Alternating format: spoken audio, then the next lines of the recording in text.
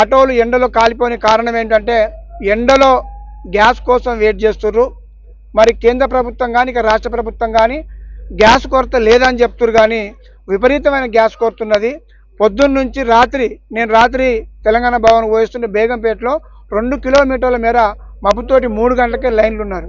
తెల్లందాకా నిద్ర కాసి పొద్దాక ఎండలుండి వాళ్ళకు తిండి లేక ఎండలో మరి హీటుకు మరి మిస్ఫైర్ అవుతున్నాయి. కాబట్టి ఇది ప్రభుత్వం బాధ్యతే, ఇది ప్రభుత్వం వైఫల్యమే.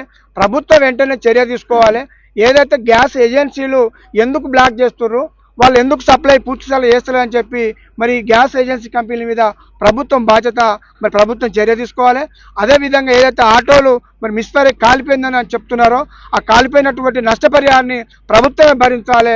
ఆటో కార్మికులను స్పెషల్గా కాపాడిన బాధ్యత ఈ రాష్ట్ర ప్రభుత్వం పైన ఉన్నది. చాలా దుర్మార్గంగా వ్యవహరిస్తుంది.